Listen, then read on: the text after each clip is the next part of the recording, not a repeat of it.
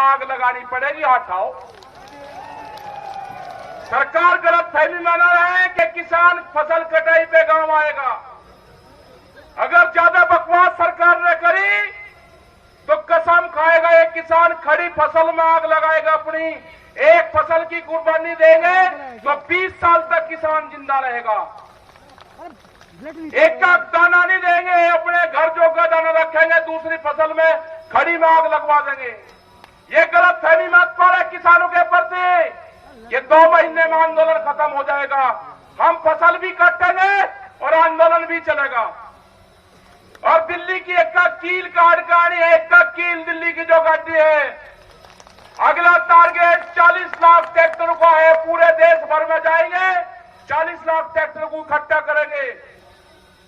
और ज्यादा दिक्कत करी ना, ये ट्रैक्टर भी वही है, ये किसान भी वही है, ये फिर दिल्ली में जाएगा, ये फिर दिल्ली में जाएगा।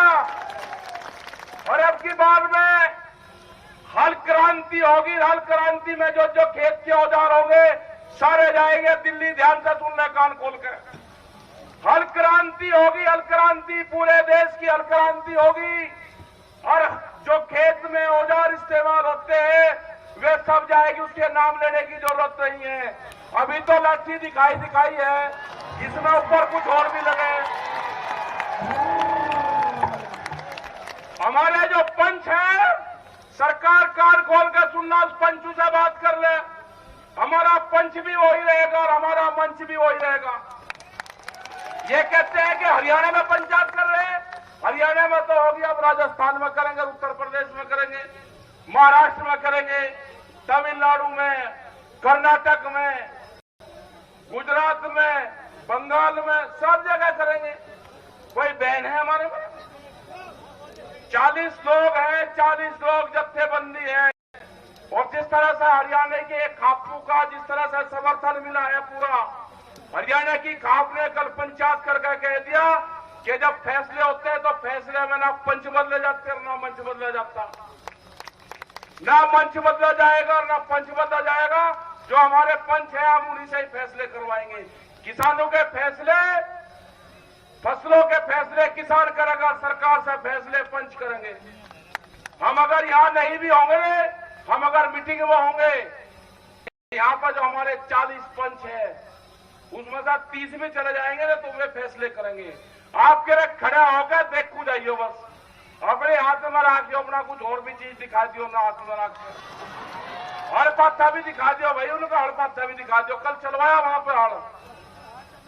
ये जिस हिसाब से 2-2 दिन में, 5-5 दिन में पंचायतें हो रही है, ये शर्म नहीं लग रही सरकार को कि किसान कितना तंग है। रोटी पे व्यापार दुनिया में करना चाहते हैं, बड़ी बड़ी कंपनी आ गई, अनाज को तिजोरी में बंद करना चाहते हैं। जिस तरह से कटिले तार और बैरिकेटिंग दिल्ली में लगाई गई है, उसके अंदर अनाज बंद होगा। जो गोदाम बने हैं उसके अंदर यही कटिले तार और किले लगेंगे। बंदर भी रोटी नहीं जा सकता, अंदर से जा ही नहीं सकता। देश में कुत्ते भी भूख से मरेंगे, टुकड़ा नहीं मिलने का उनको, ये हालात कर देंगे। बोला व्यापारी ने ताले के अंदर अनाज बंद होगा, रोटी तिजोरी में बंद होगी। गरीब आदमी का क्या होगा? जो मजदूर आदमी है, खेत में गांव में रहकर काम करता था, उसका क्या होगा? आज तोड़ने की साजिश कर रहे हैं। पहले सरदार को तोड़ा, फिर पंजाब को तोड़ा, फिर हरियाणा को अलग करा, फिर अब और कुछ नहीं मिला, कहने लगे कौम की लड़ाई है। भैया कौम तो अगर पीछे से रहना, दूसरे वाले जो है ना उन्हें आज्ञा करो। अब टाइम आ गया बिल्कुल, ये तो अपना पीछे रहो और अगले वाले आज्ञा होगा जो जिसको बतावे। जहां पर भी बयानबाजी करना हो ना तो दूसरे वाले जो हमारे मजदूर हैं उनको आज्ञा करो। आ रहे हैं यहाँ पे लोग बैठे हुए हैं यहाँ पे, ये सारे अब उनका जवाब ये देंगे, ये देंगे उनका जवाब, ये सारे जवाब देंगे। कोई भी हो अपने गांव में नाम लिख लो उनके, और अगर कोई जातिवाद की बात करे उनको हमारे फैसले ये करेंगे भाई। इनको क्या करो आप, इनसे लड़ाई लड़ेंगे, आपसे लड़ाई लड़नी है अब हमको, ठीक है। जो ये कहते हैं ना, जो बकवास लग रहे करने और कुछ नहीं मिला, कह लेगा कौम में एक कौम तोड़ दो। अरे कौम का क्या मतलब है, ये तो नई बिरादरी, अब के बार तो बिरादरी मिली है, अब की बार तो मिली, जो किसान बिरादरी है वो अब की बार मिली। बहुत दिन से तलाश कर रहे थे भाई, मगर पंजाब वाले आ जाएं, वे वहीं करते थे, चंडीगढ़ घेर लिया, नजदीक नहीं आते थे। अब की बार आए, अब की बार उन्हें जाने ही नहीं देना हमको। इतने मजबूत आदमी तो पहली बार मिले। हम दान पुण्य बहुत कर देंगे, लस्सी बांट देंगे, दूध बांट देंगे, लेकिन हमारे पास में ठियेबंदी नहीं है। हमको ठियेबंदी आदमी मिल गए जो सरदार कौम है, ये ठियेबंदी है। लंगर भंडारा बहुत बढ़िया चला गया, अपना आप ठियेबंदी का काम करते रहो, कोड़ी इनकी भी भरखी, छोड़नी इनकी भी नहीं। और आपस में नातेदारी, रिश्तेदारी, ब्याह शादी में आना जाना को पंजाब, हरियाणा, उत्तर प्रदेश, और ज्यादा अगर खराब स्थिति सरकार न करे तो ये दूर कहीं नहीं गए, ये आंदोलन भी चलाएंगे, ये ट्रैक्टर लेकर बंगाल की तरफ को भी चलेगा। सारा किसान अगर बंगाल की तरफ को हो लिया ना, सारा फातिया सा पड़ देंगे। दिक्कत वहां पर भी बहुत है, बंगाल में भी। वहां के किसान को एमएसपी मिली नहीं रही, ना बिहार के किसान को मिल रही।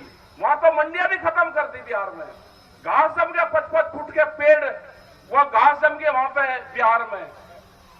वहां का जो समुद्र में जो मछली पकड़ने का काम करता है वे भी किसान है, फिशरीज के किसान उनको बोलते हैं। बहुत बुरा हाल उनका है। बड़ी बड़ी जो कंपनियां आ रही वे मछली पकड़ रहे, और जो वहां के समुद्र के नजदीक के जो लोग रहते थे वे बेरोजगार हो रहे। वे सब किसान हैं, मुर्गी पालन वाला भी किसान है, बकरी पालन वाला भी किसान है, अंडे का व्यापार करने वाला भी किसान है, सब्जी का भी किसान है। खाली किसान गेहूं, धान और गन्ने का किसान नहीं, जो भी धरती पे पैदा हो रहा है वो सब किसान है। ये लड़ाई मजदूर की लड़ाई भी है।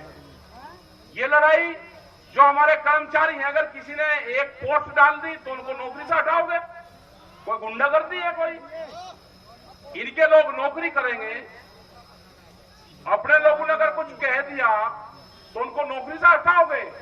ये लड़ाई लड़ी जाएगी, उन कर्मचारियों की लड़ाई भी लड़ी जाएगी। जो फोर्सेस के लोग हैं उनकी लड़ाई भी लड़ी जाएगी। उनके भी क्वार्टर छोटे बनाए हुए हैं, जो पुलिस और पुलिस के लोग हैं, उन पर ड्यूटी देंगे वे 24-24 घंटे, और तनख्वाह उनकी कितनी है? और मकान उनका 2 कमरों का, 2 कमरों का 2 रसोई का मकान दे रखा। कोई रह सके जो पुलिस के हमारे जवान है उनके क्वार्टर में जाकर, उसका अगर माँ बाप जान लगे तो ये लड़ाई उनकी भी है। ये लड़ाई सभी कर्मचारियों के, लड़ाई महंगाई के खिलाफ है। किस हिसाब से डीजल और पेट्रोल के रेट बढ़ रहे, फसलों के दाम बढ़ाओगे नहीं, दूसरी कीमतें बढ़ाओगे? इनसे क्वेश्चन करना, जो बिल्लू ने कहा बिल्कुल ठीक कहा। इनसे पूछो कि जिसने 6 महीने भी जो एमपी विधायक रहेगा वो पेंशन लेगा, अगर वो दूसरा कुछ और बन गया तो 4 पेंशन एक का आदमी की। और जो कर्मचारी 60 साल में रिटायर होकर आ रहा, वो जो उसकी तनख्वाह मिली वो तो घर ने ले ली, वो फिर हाथ फैलाता रहे पता जिंदगी। 60 साल सरकार की नौकरी करी और उसकी पेंशन खत्म कर रहे। क्यों खत्म कर रहे भाई? पहले इनकी खत्म करो, पहले इनकी खत्म होगी तो कर्मचारी की भी होगी, नहीं तो उनकी भी नहीं होगी। ये लड़ाई उनकी भी लड़ेंगे। आप दिक्कत ना करो। ये मोर्चा ऐसा बन गया कि ये पूरे देश की लड़ाई लड़ेगा। इन पे विश्वास रखना 40 लोगों पे। आप जैसे आप सपोर्ट कर रहे ऐसे ही आप सपोर्ट करते रहना। और हरियाणा का हमें पूरा जिस तरह से सपोर्ट हरियाणा खड़ा हुआ है ना साथ में, उत्तर प्रदेश वाले खड़े हुए, राजस्थान वाले खड़े हुए, जा रहे हैं हम राजस्थान में भी 23 तारीख से 22 और 23 तारीख से राजस्थान के हमारे दौरे लग जाएंगे। हरियाणा में तो अभी 1-2 प्रोग्राम रहेगा, फिर राजस्थान में चले जाएंगे, मध्य प्रदेश में है, छत्तीसगढ़ है, सब जगह जा रहे। तो अपनी तैयारी रखो और हल क्रांति होगी। हल्के जो औजार आते हैं ना कृषि के, उनको सबको तेल पानी लगाकर तैयार रखना। उनका नाम तो बताते नहीं, फिर नु कहेंगे जी आपने ये कह दिया, हम कुछ कह दे उसका कुछ और अर्थ निकाल लेंगे। तो सारी चीजों पे ध्यान रखना अपना। इसके ऊपर कुछ और भी लगे वो भी लगा कर रखना, क्योंकि जब वोट क्लब पे जब रैली थी 88 में, तो उनका इलाज उन पाइप पूछा हो गया था, और सा कुछ नहीं था। वो नाक तोड़ कर बजी थी उनका, वहां से ही पाइप तोड़े, वहां के इलाज हुआ उनका। तो राजगंगों में घोड़ा पुलिस भी रहे भाई, इन पे घोड़ा रहे, आए गुंजे पे बैठे घोड़ा, उनका भी इलाज होगा। तो अपनी फसलों पर ध्यान रखो, अपने घर परिवार पर ध्यान रखो, अपनी पढ़ाई पर ध्यान रखो, और ट्रैक्टर में तेल घेर कर रखो दिल्ली की तरफ को खड़ा करके, कभी भी कॉल हो सके बस फिर अपना घर बार छोड़ छाड़ के और अपना दिल्ली की ढंग को कूच कर दियो, कभी भी आवाज आ सकती है। और अब क्या कहा जाएंगे क्या वो बता देंगे, जब भी पहले बताते नहीं। वो कमेटी सब सलाह करके आपस में जो खाप चौधरी हैं और जो जिम्मेदार जो लोग हैं इनका सबसे बता देंगे। तो धन्यवाद आप सब लोगों का, जितने लोग यहाँ पर आए। जब तक कानून वापसी नहीं होंगे घर वापसी नहीं आते। हम तो मुजफ्फरनगर की सीमा में जाना नहीं, कोई नहीं जा रहा। एमएसपी पे कानून बनेगा तो देश के किसान को लाभ होगा, और हरियाणा और एनसीआर की पूरी जिम्मेदारी है कि पूरे देश का अगर लाभ दिलाना है तो आप लोगों की सबसे बड़ी जिम्मेदारी है। पूरा देश आपकी तरफ देख रहा है, आसाम का किसान भी देख रहा है। धन्यवाद। जय हिंद, जय भारत, जय हरियाणा। और मैं अध्यक्ष का भी भाषण करवा दूं।